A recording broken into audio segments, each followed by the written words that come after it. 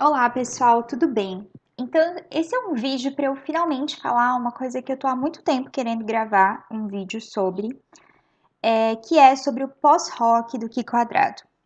Quando eu conversei com vocês sobre o pós-rock do Ki Quadrado, eu conversei sobre analisar resíduos ajustados. E aí eu quero retomar um pouco essa conversa e aprofundar, porque eu tenho sido questionada nos últimos anos quanto à necessidade de fazer uma correção em cima desse resíduo. E aí eu vou discutir hoje quais são as suas opções e vou te dar as referências. Já começo adiantando uma coisa, não existe consenso, tá? Então, tem quem argumente que precisa fazer essa correção e tem quem argumente que não precisa. E eu também vou dar uma explicada no porquê o valor 1,96. Quando eu gravei aquele vídeo do Qui Quadrado, eu gravei para uma turma que eu dava aula teórica, então a gente tinha conversado sobre isso em sala. E aí acho que muita gente nos comentários pergunta o porquê do valor 1,96, como se fosse uma coisa mágica que eu inventei. Então, quero conversar um pouco melhor sobre isso.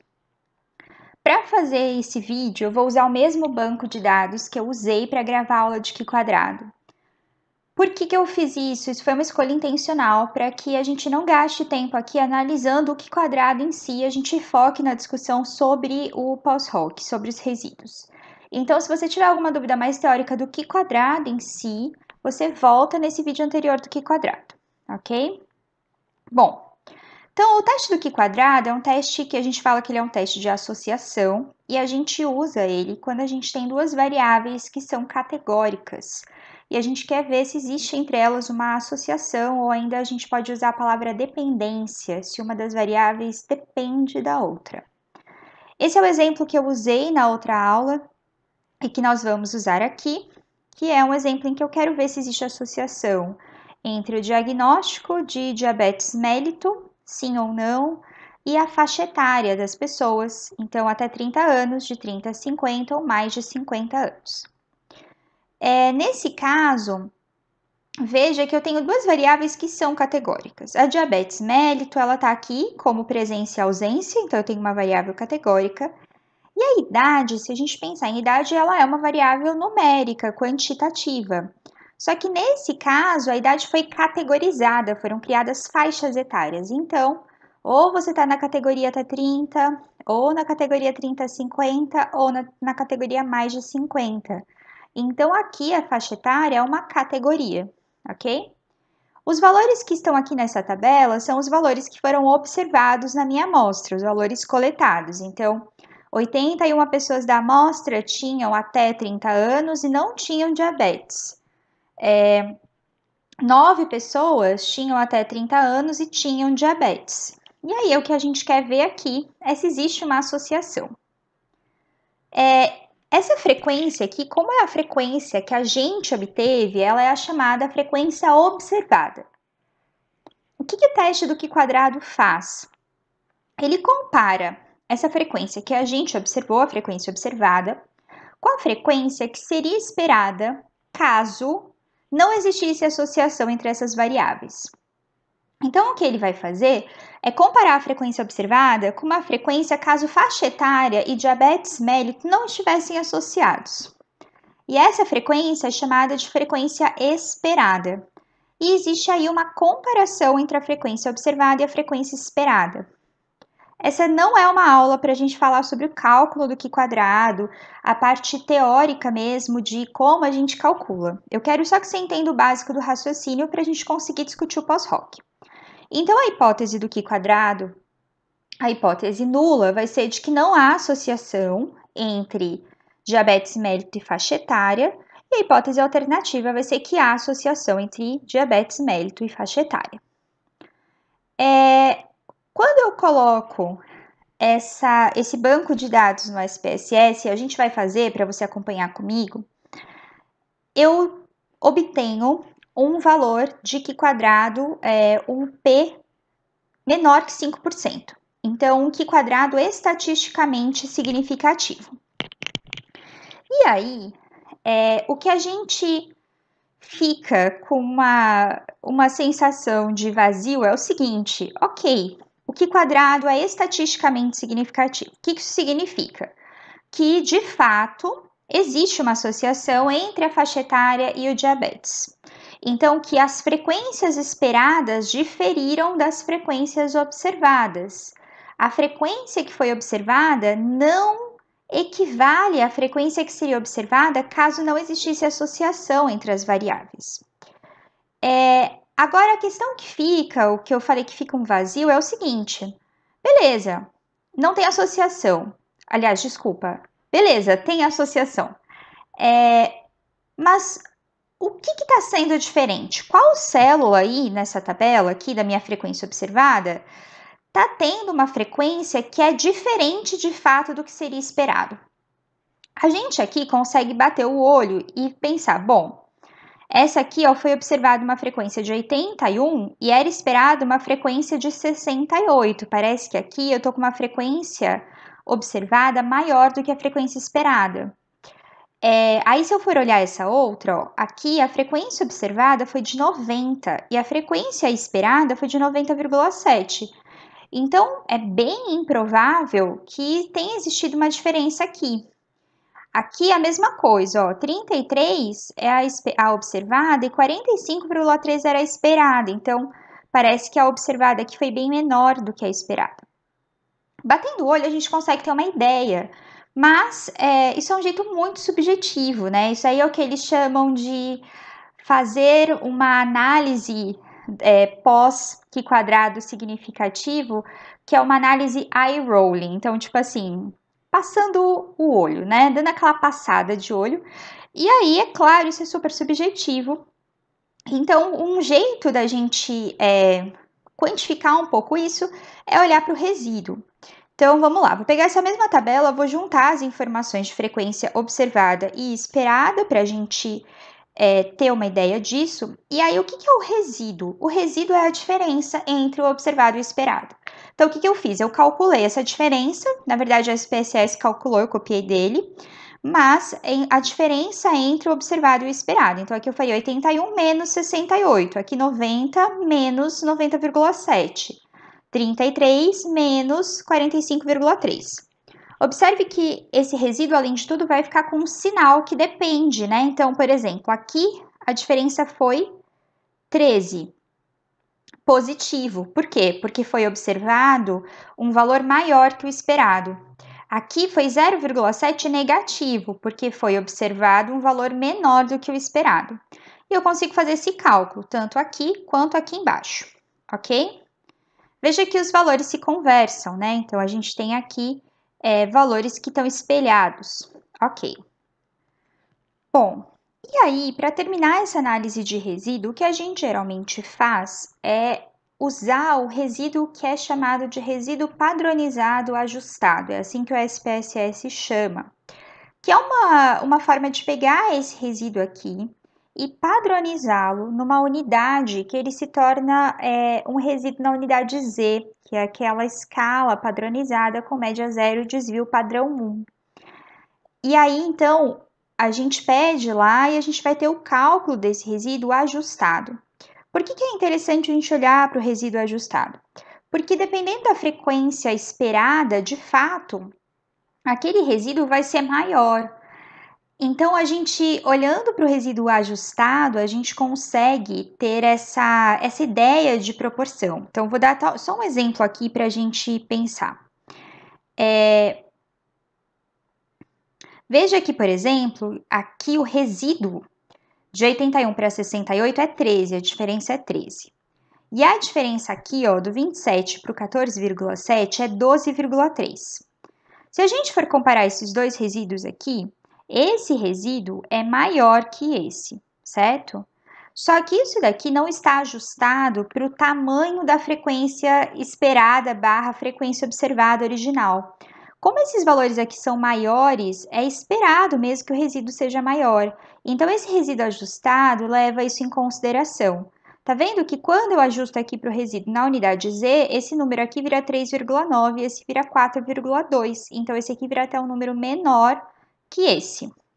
O importante dessa história é que no momento que a gente coloca isso num score Z, a gente consegue comparar esse valor com valores tabulados ali na distribuição normal. É por isso que a gente usa, muitas vezes, como padrão, o valor 1,96, tá? E aí eu falei assim para você lá no vídeo do Q quadrado. Olha, resíduos ajustados que estejam acima de 1,96 ou abaixo de menos 1,96 são resíduos que indicam ali uma célula cuja frequência observada é estatisticamente diferente da frequência esperada. Então, que eu tenho aí uma célula que é estatisticamente significativa. E aí, então, nesse caso aqui, ó, teria essa célula, essa e essa, mas não essas duas. Então, o que parece que está acontecendo é que sim, existe uma relação, uma associação entre a faixa etária e a presença de diabetes mellito. De que forma? De forma que mais pessoas não possuem diabetes do que o esperado, quando a gente vê aqui nas pessoas mais jovens, até 30 anos, e menos pessoas não possuem diabetes do que o esperado para a faixa de mais de 50 anos. Então, isso aqui está me indicando que é mais frequente o diabetes nas pessoas com mais de 50 anos e menos frequente nas pessoas com menos de 30. Enquanto que aqui nessa faixa etária intermediária, a gente não tem diferenças entre o observado e o esperado. Ok? E aí, uma crítica possível a isso é que eu estou usando aqui como referência o valor de 1,96, porque esse é o valor de Z que corresponde ao 95%. Então, quando eu penso num nível de significância de 5%, de 0,05, que é o que a gente usa, 1,96 é o valor que a gente vai comparar.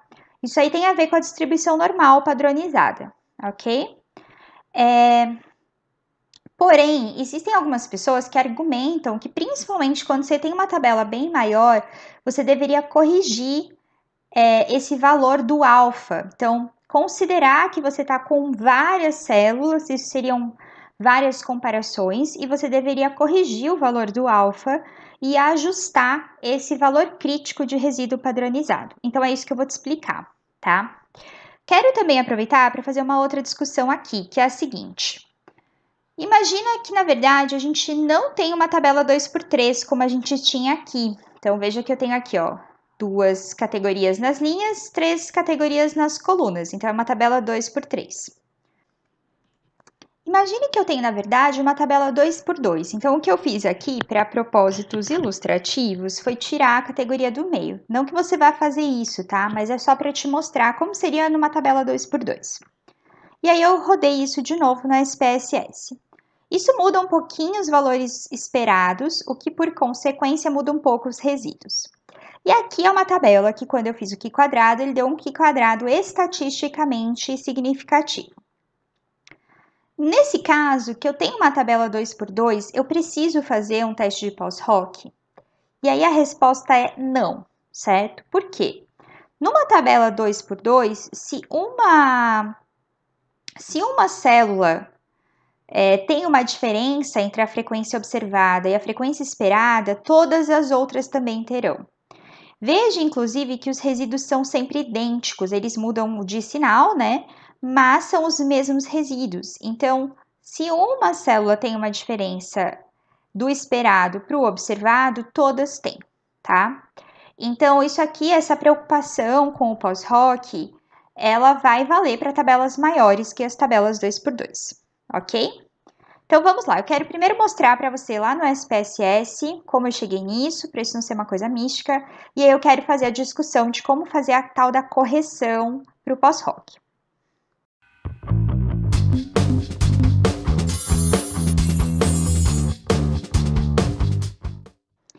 Bom, então estou aqui com o banco de dados, ele está colocado de um jeito meio diferente do que a gente está acostumado.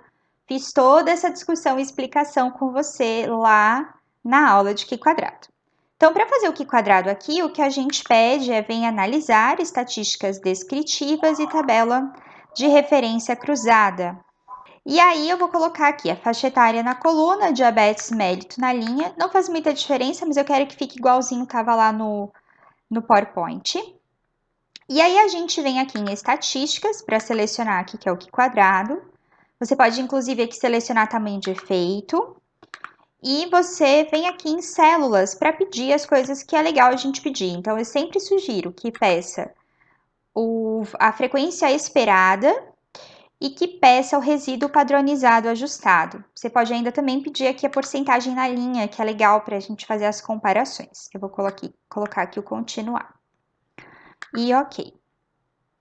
Então, é isso que quando você estiver analisando seus dados vai aparecer.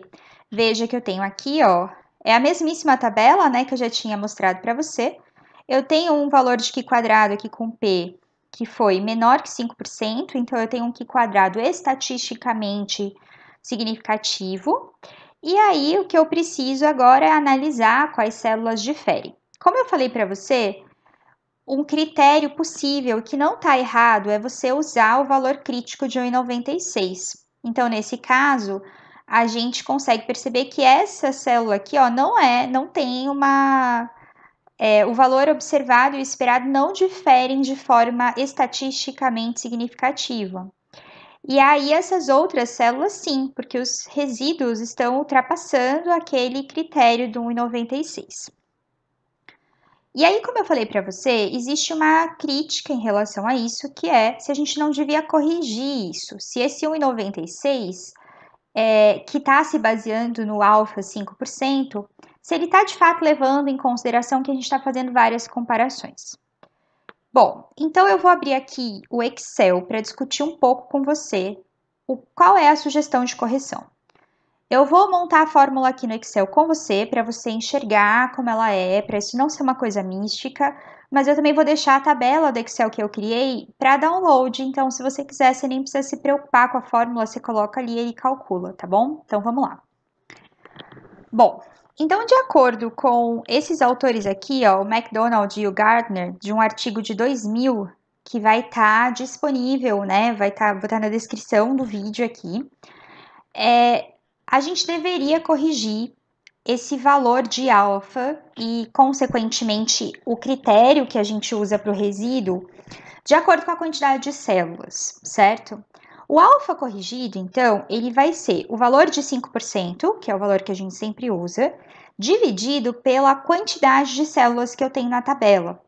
Então, se eu estiver usando uma tabela 2x3, por exemplo, que é o nosso caso, a gente tem 6 células. Se você quiser deixar isso automático, que é o que eu vou fazer, vou dizer que a quantidade de células é o produto, né, a multiplicação entre as linhas e as colunas. Então, eu tenho aqui no total 6 células. A sugestão é que ao invés de a gente usar um valor de alfa de 5%, a gente use o valor de alfa de 5% dividido por 6. Isso aqui é a mesma lógica da correção de Bonferroni, que a gente já comentou em algum outro vídeo aí. Então, o alfa corrigido ele vai ser o 0,05 dividido por essa quantidade de células. Então, no nosso caso, que a gente tem uma tabela 2x3, esse alfa corrigido seria aí de 0,0083. Então, o meu novo nível de significância não é mais 5%, mas é esse 0,8%, né? Pensando sem estar em porcentagem, 0,008. Quer dizer que eu só vou considerar estatisticamente significativo valores de P que sejam inferiores a 0,008.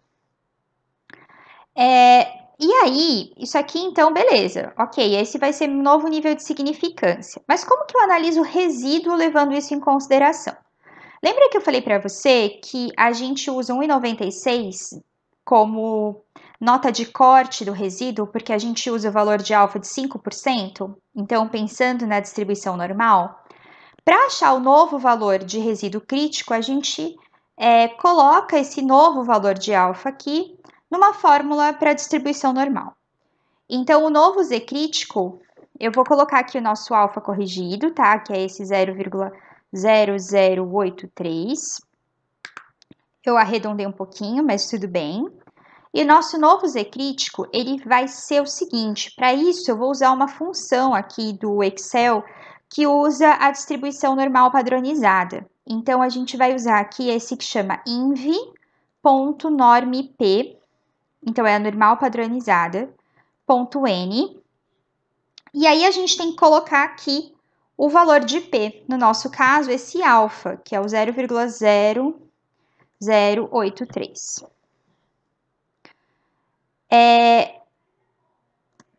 Ok? E na verdade mesmo, esse valor aqui, ele ainda não está certo, a gente vai ter que pegar esse valor de alfa e dividir por 2 na fórmula. Por que a gente vai fazer essa divisão do alfa por 2 na fórmula? Porque a gente está querendo uma estatística bicaudal, então o alfa vai ter que ser dividido por 2 aqui. Então, na verdade, o meu valor de Z crítico vai ser agora 2,63, na verdade quase 2,64, né, se a gente for aproximar. Então, quando eu for olhar ali o meu Qi quadrado, eu vou ter que analisar quais são as células que estão com valores fora desse 2,63. Ok? Então, essa é uma opção, a gente fazer desse jeito. Inclusive, eu só vou arrumar aqui para a fórmula, ao invés de usar um valor que eu digitei, pegar o valor dessa célula aqui para você, quando você quiser. Então, por exemplo, você calculou e o seu aqui deu 0,003. Se você digitar, vai mudar ali, tá bom? Só para isso. Então, ok, vou salvar aqui.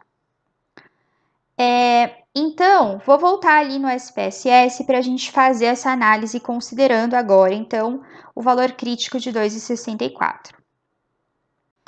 Então, veja que nesse caso aqui, a nossa conclusão não muda. Por quê? Porque os meus resíduos, eles estavam todos, os resíduos padronizados ajustados, eles já estavam mesmo fora desse intervalo de 2,64, com exceção desse daqui, que a gente já tinha concluído que não ia ter diferença mesmo. Então, não muda a minha conclusão, eu continuo tendo diferenças entre os valores observados e esperados, que são estatisticamente significativas, tanto nessa célula, quanto nessa, quanto nessa e quanto nessa. Uma outra coisa, então, que eu quero contar para você também é que, assim como a gente calculou aqui um Z crítico, que funciona super bem, então um Z crítico corrigido, tem como a gente calcular o valor de P associado a cada resíduo. Então, o que eu quero que a gente decore aqui, tá? Quero que a gente decore quais eram os nossos resíduos. Então, era 3,9, menos 0,2, menos 4,2 e os opostos, né? Então, vamos lá voltar para o Excel. Bom, eu vou inserir aqui só os valores positivos, tá? Então, se tiver sinal, você ignora o sinal. Então, a gente tinha lá o 3,9, o 0,2 e o 4,2. E aí, para calcular o valor de P associado a cada resíduo, e aí, então, o valor de P que eu calcular aqui vai valer tanto para o 3,9 positivo quanto para o 3,9 negativo. O valor de P que a gente vai calcular aqui vai de novo usar essa distribuição normal padronizada. Só que agora, ao invés de a gente usar a função inv.normp, a gente vai usar a dist.normp. E aí, essa formulinha é meio chata de entender, eu vou pedir para você acreditar em mim. Então, a gente vai fazer, na verdade, 1 menos o valor dessa distribuição. E a fórmula, então, vai ser dist.normp.n. Aí, a gente vai pegar o valor do resíduo ajustado, então, vou selecionar essa célula. E a gente tem que dizer se é cumulativo ou não, e aí, no caso, tem que ser. Então, a gente coloca aqui verdadeiro. Se a gente der... Aí, ele faltou um parênteses, tá certo. Se a gente der um Enter, ele já vai calcular um valor de P. Só que esse valor de P aqui que foi calculado, ele ainda é o valor unicaudal. Para eu chegar no valor de P bicaudal, eu vou pegar tudo isso e vou editar aqui na fórmula e vou deixar multiplicado por 2. Ok? Uma coisa que não fica muito atraente é que a gente tem aqui esse E com o menos 0,5. O que isso significa? Que, na verdade, o valor de P aqui é 9,61 vezes 10 elevado a menos 5. Para deixar isso um pouquinho mais bonito, eu vou mexer aqui para ver se melhora. Não melhorou. Eu vou colocar aqui, ó, na verdade, ó, geral, sem formato específico também não funcionou. Número também não funcionou. Número funcionou, só que a gente tem que colocar mais casinhas, é isso, pronto. Então, vai ficar assim, ó, ficar padronizadinho assim. Então, veja que para esse resíduo aqui, ó, eu tenho um valor de P que é bem pequeno. Vou arrastar a fórmula tá vendo? Então, beleza. Com isso, calculei para esse resíduo, para esse e para esse. E agora eu consigo, com base nisso, definir se esses resíduos indicam células em que a diferença é estatisticamente significativa. Vou olhar para esse aqui primeiro, que é o mais fácil. Veja que esse número aqui é gigante, né? Então, aqui é não significativo. Esses outros dois, então, a gente vai analisar e comparar com o nosso nível de significância. Lembrando que nosso novo nível de significância não é mais 5%, mas é 0,08. Então, a gente vai comparar esses valores e analisar se eles são menores que esse 0,008.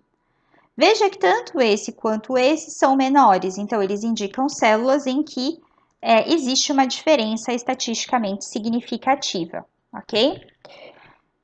Na verdade, veja que a conclusão que a gente chegou fazendo isso é exatamente a mesma conclusão que a gente chegou olhando aqui para o Z crítico. A diferença é só que aqui a gente tem um valor de P calculado especificamente para esse resíduo. Então, se isso for do seu interesse de alguma forma, ok. Então, você tem esse valor de P. Se você não precisar desse nível de detalhe, eu mesma pararia aqui, ó, no Z crítico, e colocaria no artigo que foi isso que eu fiz. Uma pergunta que eu já sei que vai surgir. Ah, mas qual é o certo? Gente, se não tem consenso, é muito difícil dizer o que é o certo a se fazer. O que eu acho é que vale aqui para a estatística o que vale para muitas coisas da vida. Se você sabe se você está sendo ético, se você pode contar tudo o que você fez. Então, o que eu faria é, tendo escolhido o critério do 1,96 ou tendo escolhido esse critério mais específico, baseado no alfa corrigido e etc., o que eu faria seria escrever direito na metodologia o que eu fiz e dar as referências adequadas. Então, eu vou deixar na descrição do vídeo tanto a referência do McDonald, que sugere que seja feita essa correção, quanto uma outra referência que você vai ver que dá várias opções e comenta que o padrão mesmo é usar 1,96, ok? Então, ótimo. Bom, e para encerrar, eu quero te contar mais uma coisa, mais uma forma da gente fazer esse pós-hoc. O que eu fiz aqui, então, veja, foi um pós-hoc para definir qual resíduo, ou seja, qual a diferença entre a frequência observada e a esperada era suficientemente grande, né? E provavelmente estava puxando aí o valor do Q quadrado, fazendo o Q quadrado ser significativo. Uma outra análise que é recomendada é a gente comparar as frequências, fazendo aí um pairwise, parzinho a parzinho. Isso é feito de um jeito muito fácil nas versões mais novas do SPSS. Inclusive, ele faz aqui a versão dessa comparação com a correção de Bonferroni, que é uma análise que foi sugerida pelo Gartner, que é o cara do artigo lá do McDonald. Então, essa galera aí que gosta de um pós-hoc de Q quadrado. Então, para isso, a gente vai vir aqui no mesmo lugar, ó, tabela de referência cruzada.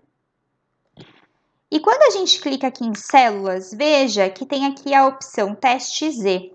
E esse teste Z diz assim, ó, comparar as proporções de coluna.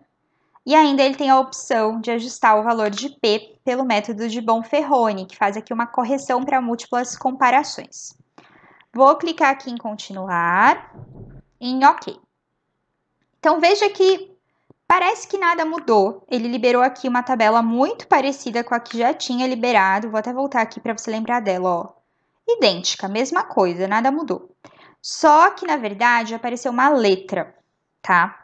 Apareceu aqui uma letrinha, ó, 81A, 90B, 33C, A, B, C.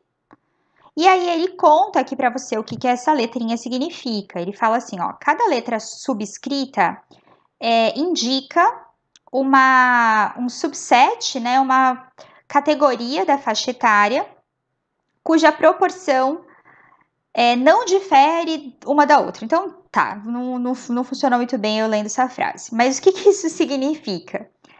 Que ele vai olhar aqui para cada linha e ele vai comparar as proporções nas diferentes colunas.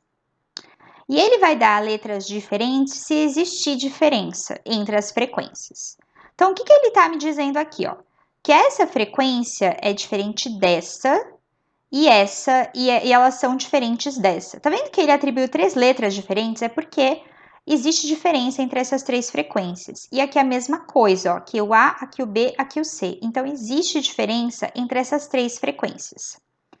Então, a frequência de diabéticos na faixa de menos 30 anos é diferente de 30 a 50, que é diferente da de mais de 50.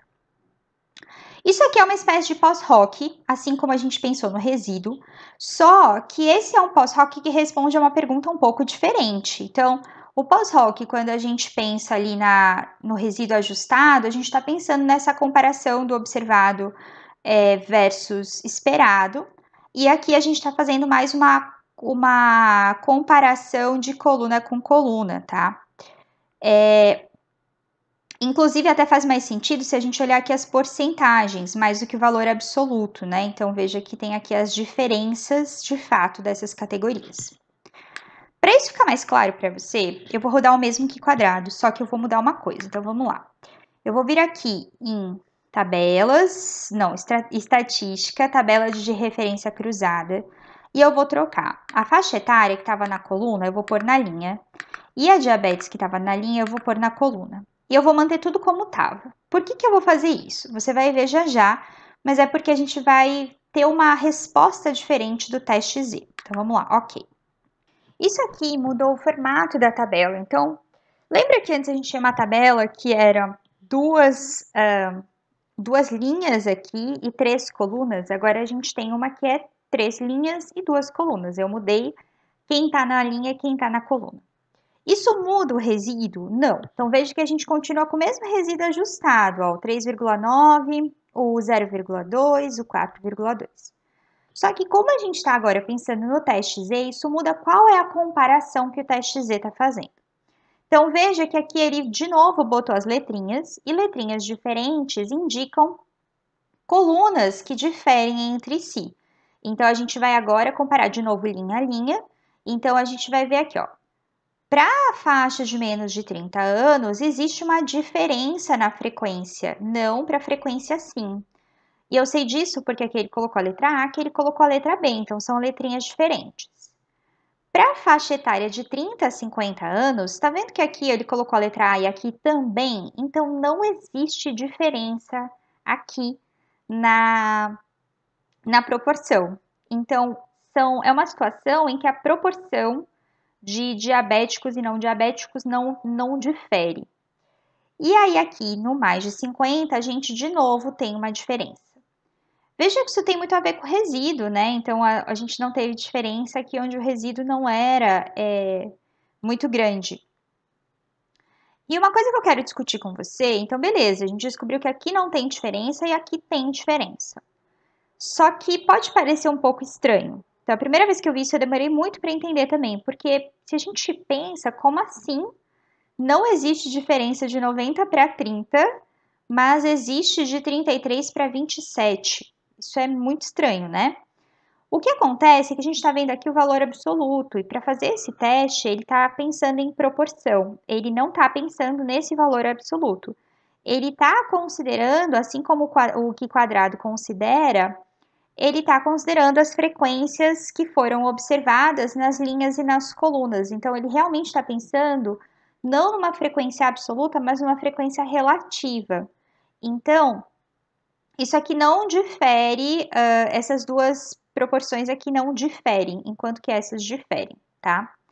Então, isso aqui é um outro jeito de pensar no pós-hoc do que quadrado. O artigo que eu gosto bastante, que eu vou colocar na descrição do vídeo, discute também esse método, e o artigo do MacDonald e do Gartner também discute esse método. Então, você consegue ler lá para ter uma ideia melhor do que eu estou falando, tá? E lembrando que esse aqui ele já está corrigido por Bonferroni, que é o que o Gartner sugere que aconteça. Então, é isso. Eu espero que eu tenha te ajudado mais do que te atrapalhado, que você tenha entendido as suas opções de pós-hoc e você tenha entendido também que não existe uma coisa certa e uma coisa errada. Existe a gente ser ético e contar o que foi que a gente fez e ter referências para darem suporte. Então, vou deixar aí uma literatura de apoio para você. Espero que você tenha curtido, que você tenha acompanhado. E, como sempre, fica o pedido que, se você curte conteúdo que é produzido por aqui, se inscreva no canal, curta os vídeos, comente, interaja. E eu também produzo um conteúdo teórico lá no Instagram, no @estatística aplicada. Então, se você ainda não me segue por lá, me siga.